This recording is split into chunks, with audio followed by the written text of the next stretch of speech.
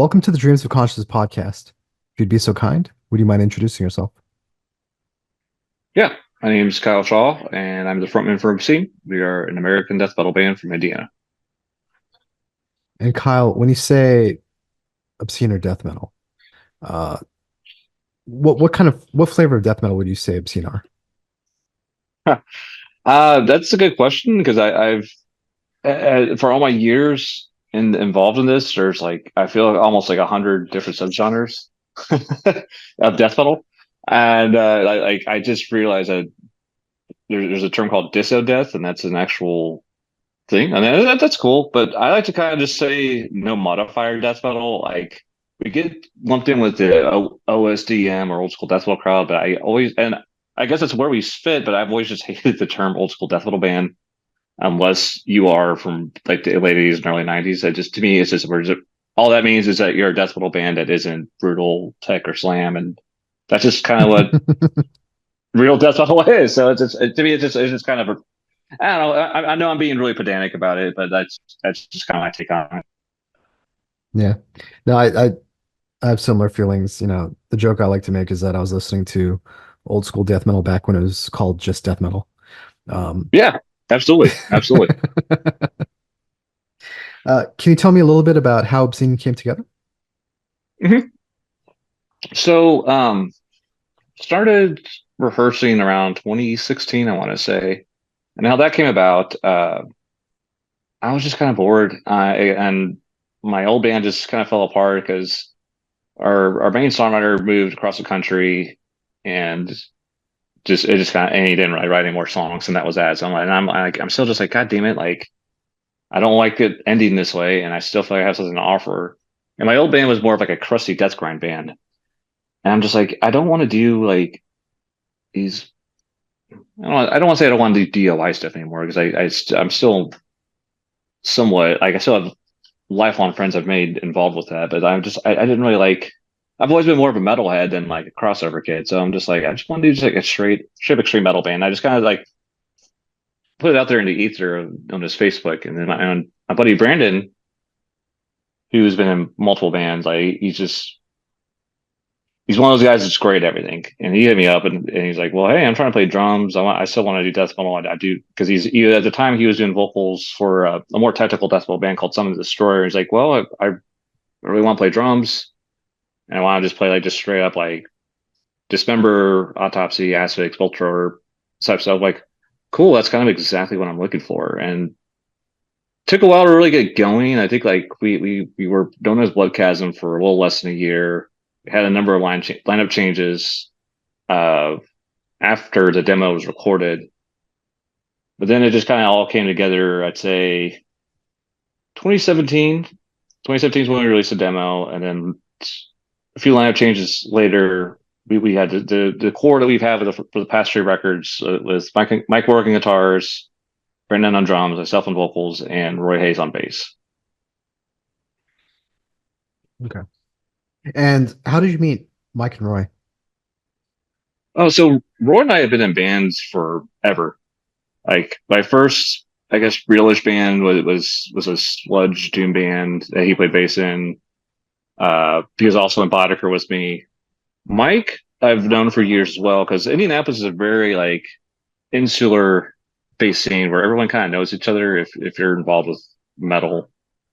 And Mike also was in some of the Destroyer was Brandon, and he'd been in black metal bands like Christ Beheaded. He had been in like a heavy metal tribute band called Iron Diamond, and you can guess what it's all about in the name. Uh, he's yeah. So and he's like a full shredder as well. He loves real death metal. So it's just sort of like it was a match made in hell, and you haven't looked back. What's the scene like in Indianapolis? Because a buddy of mine was from there, and he was the guy who got me into Okay. like Gorguts and stuff like that. So Oh, I was always nice. curious about what the scene was like out there. So it's pretty much on the up and up now, but for a number of years it was kind of barren. We've always had good bands here, but a lot of them just never really did a whole lot, with a few notable exceptions, especially Gates of Slumber, probably our biggest export. if you're into traditional doom, I'd say they were probably the biggest. Demiricus was pretty big for a little bit. They were on Metal Blade. Yeah, once those two kind of stopped doing stuff, like things would just sort of ebb and flow. But like I think right now we're in a really good spot. Like there's us, there's Mother Graves, there's Fletcher's doing a lot of cool stuff. Um, there's a new band, younger kids called Fuck of Death, and it's just like slaughter necropore worship. It's awesome. It's someone they're so good. Um, I am blanking out on so many. There's Violent Equity from Columbus, Indiana, and it's just like Niflheim playing Unslaughter, if that makes sense. I spoke with Wraith not that Yeah, long ago. sorry. I'm trying to. Oh yeah, race from Northwest I don't know what part Indiana. of. Yeah. They're like basically outside of Gary, I think. Okay. I don't think they're like in Gary, but I think it's like a stone's throw away. Yeah, but yeah, race rules. Good guys, good friends. Yeah, I'll also shout out the Working Corpses from Fort Wayne. They're fucking sick. That's also because they also dress up in like these like creature outfits, and it's just basically it sounds like old Misfits meets death metal with a little bit Merciful Fate thrown in there. It's and they're so good live too. Um, yeah, I'm sorry, I'm just drawing a blank because last interview No I did, worries. I didn't drop like 20 bands, and now I'm just like, God damn, what the fuck is going on? But that's a good thing though, right? Yeah. So it sounds like when you and Brandon decided to put this together, you had Mhm. a pretty clear idea of what you wanted to do, or at least what you didn't want to do with this band. Right, right. Yeah, because I basically like I mentioned I was just like it doesn't really need to be like strictly death metal, but I want to be like very like heavy metal based extreme metal, if that makes any sense. Yeah. We could have just done like a straight up because I was just hungry and I'm the kind of rocker who likes many different subgenres. Although I will say traditional death metal is my favorite. But it's like we could have done like a band, some like Bathory or something. And I would have been like, yeah, cool, let's do that. But I'm glad we landed where we landed. I want to talk about your vocals for a little bit, Sure. uh, because you do have a very distinctive approach, Hmm. and I'm sure you get compared to some other people. Uh, Hmm. do you get a lot of lockup or at the gates comparisons? I do actually. Yeah. It's funny because I wasn't really that intentional, but I mean, like I'm good with it because I love. I mean, I love Red in the Sky is Ours. I love everything that At the Gates did up to and including Slaughter the Soul. I tried getting into reunion records and it just didn't really hit me. But especially stuff the shit he did with Grotesque, that shit rules so much. But yeah, I was really trying to go for like a Martin Van Drunen, kind of John Tardy, Mark Grew. Right. Okay. Uh, so that's kind of what I was shooting for. Kind of hit it, but I also kind of went on something else that's my own. So guess you can call me the old dirty bastard of death metal, baby. I mean, with the John Tardy kind of approach, do you have to technique wise, do you have to do it in a different way than doing death grunts? A little bit. I always just went for my diaphragm. I could do some death grunts, but I just I don't know, man. I mean I do them, but I try to do it's kind of like what I was saying earlier. I'm just more interested in like the Banjoons, like the Tars, like the Limbers, like the Mark Roos, like the Killjoys, like, or even like a Scott Roos from Ripping Corpse. Just for me, I've just been far more interested in those like real pained, disemboweled sounding vocals, or to sound torturous instead of just like the ooga booga. Which no hate, no disrespect. I love plenty of shit that sounds like that, but I've always just sort of gravitated more towards. I mean, something that to me feels more of like an outlier. Yeah. I mean, and I think they, I'm sorry, I just thought noticed that, and I think if you're going to be a standalone frontman, you have to have something or try to do something that's going to make you stand out, because you don't want to be like a dime a dozen dude, and or I mean you can and that's fine, but like it just doesn't really interest me that much. yeah. I mean, the vocals do sound literally painful. Do you have to warm up ahead of time before you guys play shows or anything like that? Kind of. I mean, like what I like to do, I have a routine. I just drink hot tea with honey, do it all the time. You got to do it. I feel. I mean, there's a I had gone a long time without doing it, and I don't know how the fuck I was making it happen. I do that. Have a few drinks. Don't want to get. I mean, don't want to get loaded or anything stupid like that. But like, I do try to have like a few shots of whiskey just to kind of loosen not just like my throat, my diaphragm, but also just to like, because I'm kind of like an uptight dude normally, but like the way I approach how we perform, like I have to be loose. I have to be a maniac. So I can't just like oh shit man. I got you got to be a commanding front man. Yeah.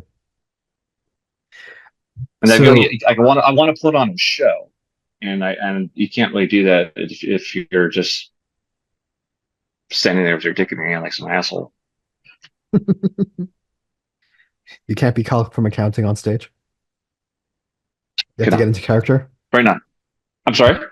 You have to get into character. Yeah, yeah, absolutely. You have to I think you have to. Yeah. I hate seeing a band that's like fake humility or like a very like cavalier approach to performing aggressive music. It just this the cognitive dissonance just drives me insane. So when you guys sit down to write songs, how does it usually happen? Usually Mike will have a few riffs either already planned out, or sometimes we'll just kind of Brandon will just go with the drum beat that he thought of either on the fly or something he was fucking with earlier, and we just kind of get some parts locked down, figure out where we want to take it with the song. How I write lyrics, I sometimes either have intent already written in the bag, or I just write them like as I feel the song's progressing. I prefer to just have a bunch of lyrics written and just try to piece them together. And I always try to like send guys like my song title ideas, lyrics I'm working on, and see if they feel any sort of way about anything, and we go from there. Is is a lot of the arranging done by Mike by himself, or do you guys piece stuff together in the rehearsal room? It used to be more pieced up together to rehearsal room, but more it's been more 50-50 lately. Does Mike send you guys pre-pro demos with like uh scratch drums and stuff like that? Every once in a while, but generally like he'll if he has like a cool riff idea, if he's just like hanging out in his house just chilling playing guitar, he'll just send him some cool riffs that he thought up, and we usually just I don't think we've ever ixnayed anything he sent us. So it's always like, yeah, that sounds sick. Let's work on let's figure this out. So as we segue into conversation about the upcoming album, uh, Mhm. you guys had an idea in mind of what you wanted Obscene to be when you first got together. Has that idea changed over the years? That's a good question. I don't really think so. I think our we're always going to be as I alluded to earlier, a no modifier death metal band. But that doesn't mean we don't use other elements to broaden our scope and make things more intriguing or interesting. And like without losing the plot, like I mentioned how there's like, oh yeah, we're an atmospheric death metal band. Oh, we're a melodic death metal band. Oh, we're technical death. It's like we're death and thrash or whatever the fuck. It's just like okay, we can have all these elements at our disposal, but as long as we don't lose the plot, I think we're good. Right.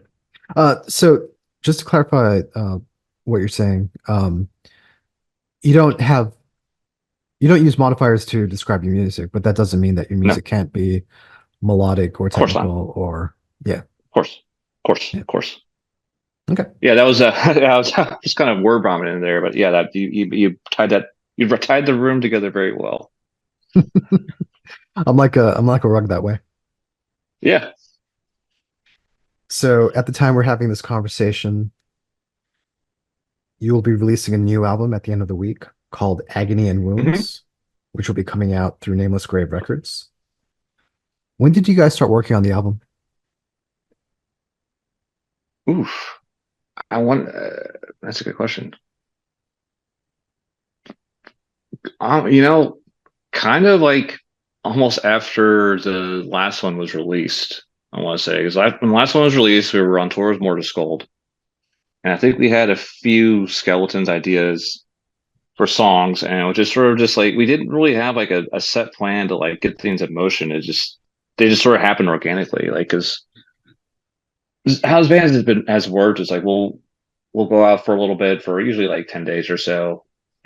We try not to do anything longer than that, and we won't do shit for about a month, and then all of a sudden we'll get together and hey, got some new ideas, got some new ideas. Okay, let's work on it, and we just sort of take our like. It doesn't sound like we take our time, but we actually do. It's sometimes things start progressing very very quickly, and that's just like all right, well let's just get and keep it moving. How would you compare this album to the So previous two? I'm sorry, did you I have would say something you wanted to add to that? yeah, I did, but I just lost my train of thought. Sorry. So no, no. It was a good. Yeah, so yeah, let's move on. So if it's important, I'll come back to it. But like, okay, go on. So how's it compared to our previous two? I would say it's definitely our lengthiest by sure, by far.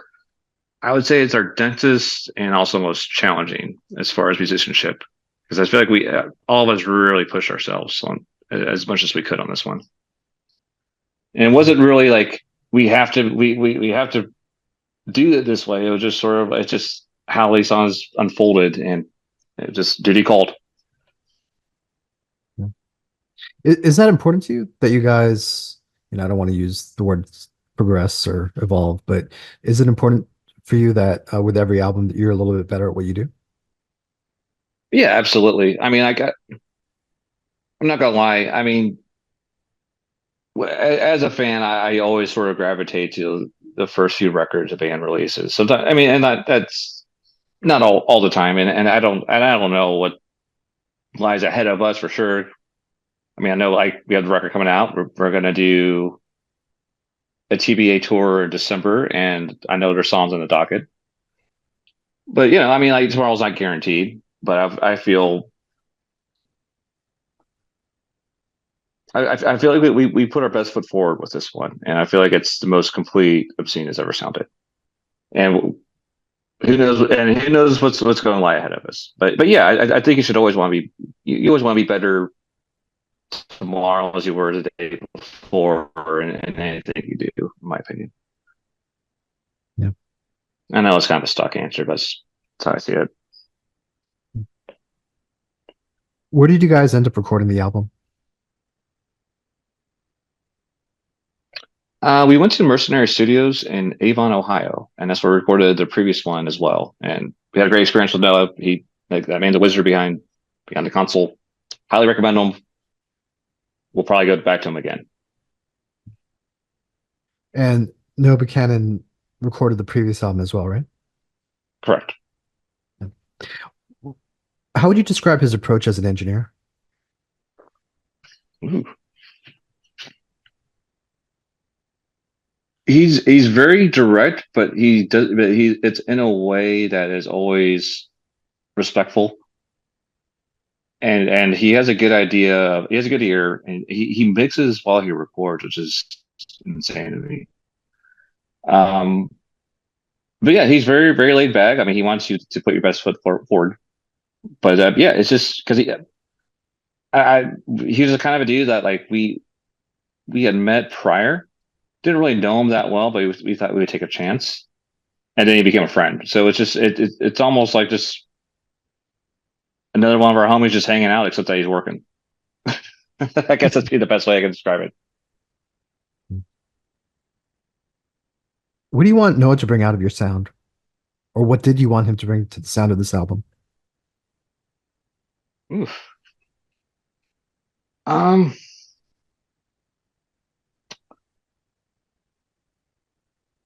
so we initially had and went with them on the last one. Part of the reason why this isn't the only reason why I feel like this has been misconstrued at times is he has his studio has the old like Morrisound console, the old mixer, and Oh, when I brought this attention to the guys, I was like, man, like I really like the last one, Carl. Who recorded the first one, I understand like did a bang up job with it, but I'm just like, why don't we take a chance on upside, especially like if this is kind of what we're going for anyways. And like this guy's resume speaks for itself because he's done a lot of really good records, especially from that Cleveland area. Let's let's just give it a shot, see how it goes. If it sucks, we'll just take the L and go back to Carl. And but like, yeah, I mean, the guy like kind of figured out exactly what we wanted to do and was able to. I mean, I feel that I've heard people say that like the last one was a little too polished, but I don't really agree with that take necessarily. I just think like we just sort of evolved musically, but I don't think that's like a more polished approach. So it's not like we started. It's not like the first sounds like for and now we sound like soil work, you know. Um, right. so yeah, yeah, I guess we just wanted a bigger and fuller sound that was more in tune with early '90s Florida death metal, and he more than delivered on that promise. And I think the new one sounds even beefier and punchier than the last one. So yeah, I don't know if that really answers your question necessarily. I guess that did stump me for a bit, but that's what I got. It does. I mean, in listening to the album, it does. Um, I wasn't really thinking of the More Sound, any specific More Sound album, but it does have kind of a dry, punchy sound Yeah, um, that I, uh, you know, think about when I think about a lot of the albums from that era. Like it's very compact. yeah, Do you know what I mean? yeah. Yeah. Sure. And that's the vibe we're going for. Do you want to say anything about the gentleman who mastered the album and how Oh, he Dan got involved? Lowndes, yeah, Yeah. yeah. So yeah, we've always had a different guy master our records. The first one we used Damien Herring from Horrendous. His thing's called Subterranean Watchtower, I believe. And he did a bad job with that. He's always been good with everything he does. Second one, we went with Dan Swano. This one we went with Dan Lowndes. And I can't really remember why we went with Dan, other than like just having a great resume. Another guy who's more more or less like yeah, I can't talk right now.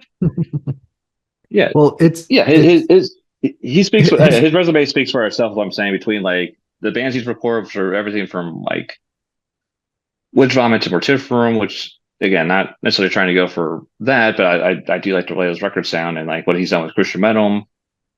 And so I was just like, yeah, let's roll dice with him, and he was awesome to work with. yeah. I mean, the interesting thing about the three names that you mentioned, they're not just known for their work as engineers and for mastering, but also for the as Yes, musicians for being absolutely. involved in this type of music. Is that important to you? Do you want somebody who's like who's got a lot of experience making this music? You As know, absolutely, absolutely. This has actually come up a few times, and I was a little less diplomatic about it. What I'm going to say, I've talked with some friends who will go with some guys in town who aren't good at what they do, but I don't think they have a very clear understanding of like what we in particular would go for, and maybe not necessarily their bands. And like, I don't think the records sound bad at all. I just for me, it would just drive me nuts because because I like to reference a lot of things like of what I'm trying to do, and I'm not trying to be like I'm not trying to out cult anyone here, but if I mention something like hey like kind of like a last one on Earth 5 or something like that, just which I think is a pretty renowned album, and a guy looks at me like I'm speaking Japanese, and I'm just like, I don't know if I can deal with you, man. Like we can be buds, but I don't want you touching my record. Yeah. You know?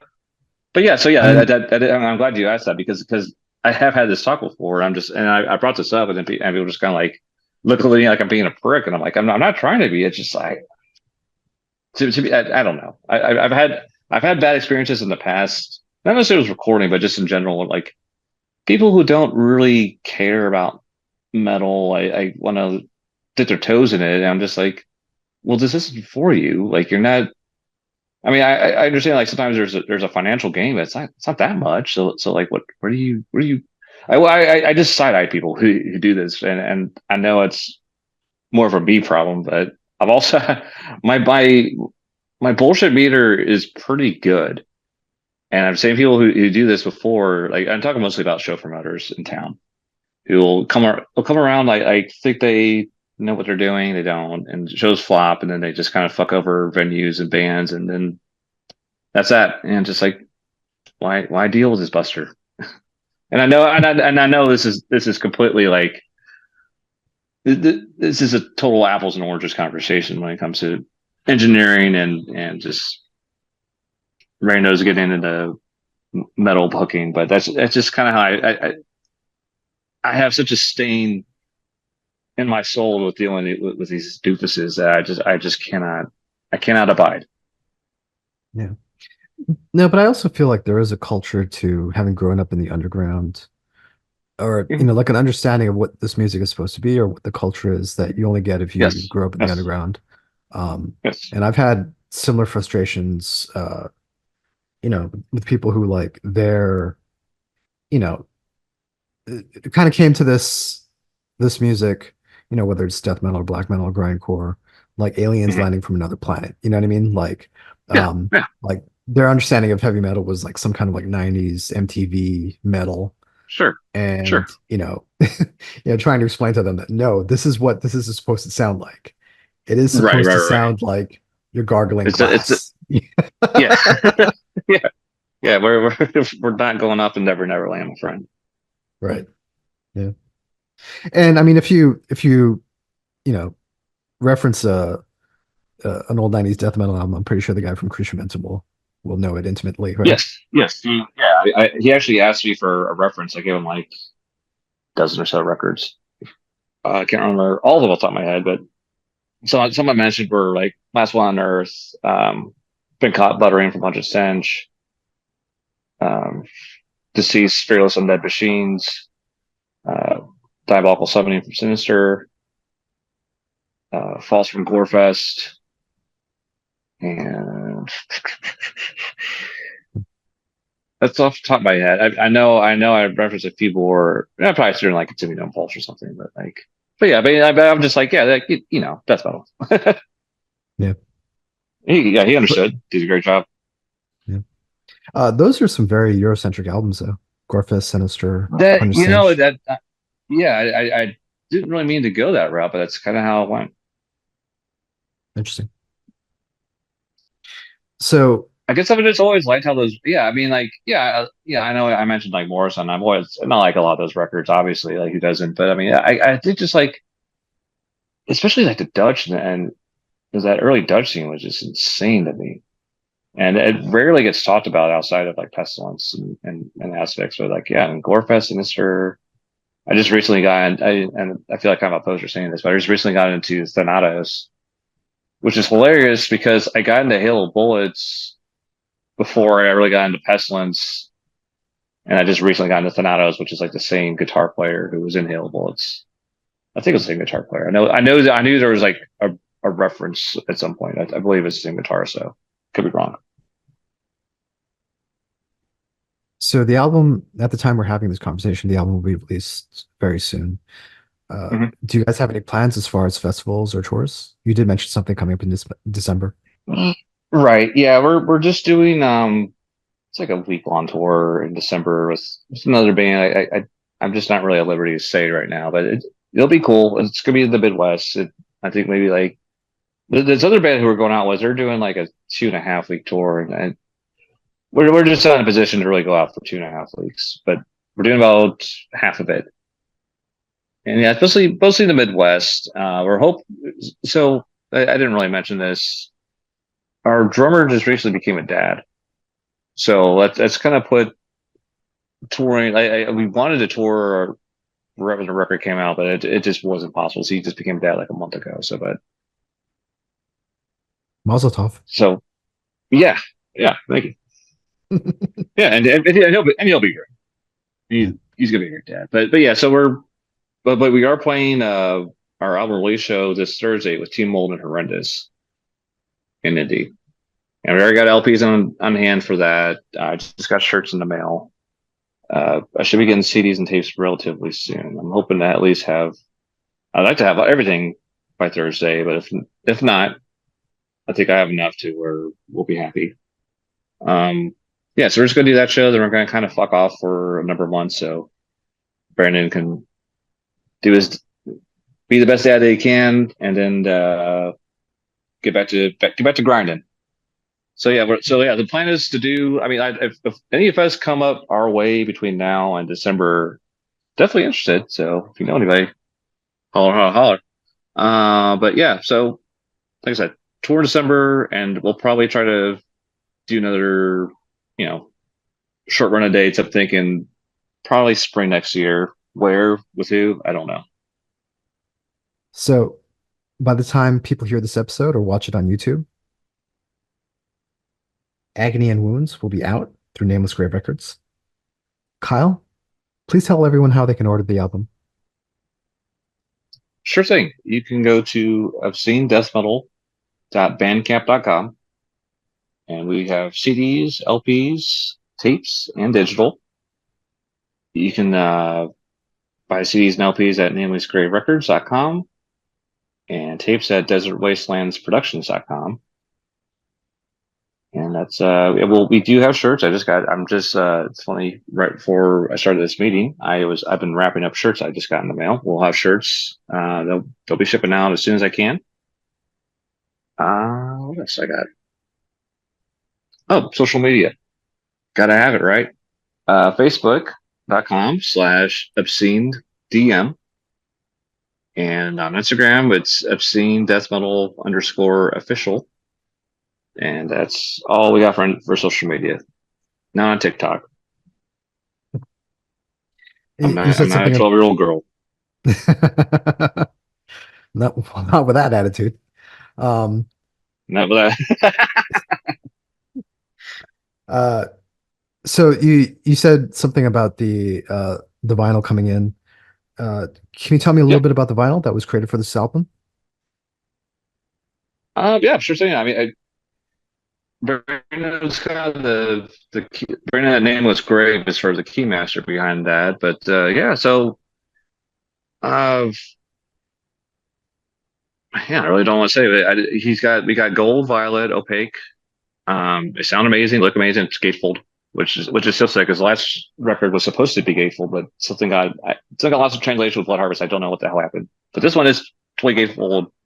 Brad Moore, he truly is an art wizard. He knocked it out of the park with this painting of his. And yeah, I mean, not trying to be Mr. Salesman here, but you know what? I gotta say, even if I didn't even like our band, even if I did some rando in the street, I'd be like, you know what? That is a slick fucking record. And that's all I And really got. I wish I could tell you more about like the process of making vinyl, but I don't know shit about that. I'm just uh, but like the two I know how to howl in a microphone booth. I can write some lyrics, but that's about my. I can get people set up to make a record sounds cool, but that's about as far as as it goes. When it comes to me making records. so this episode will be coming out a bit after our Mhm. conversation, but the two uh, the two variants that Nameless Grave created for the vinyl, the violet and the gold, are they still available? Are there copies still Oh yeah, left? absolutely. Yeah, Yep, absolutely. and Come and they're one, come also all. and they're also available through the Bandcamp page and through the Nameless Grave web shop, right? Correct. And all your merch goes through Bandcamp? Yes, yes. I've thought about opening an actual web store, but it just hasn't come to fruition yet. And honestly, that I kind of like just selling stuff through Bandcamp, and we ship worldwide. Is there anything else you want to say? Uh, no, keep it obscene. Very cool. Thanks, Kyle. Thank you.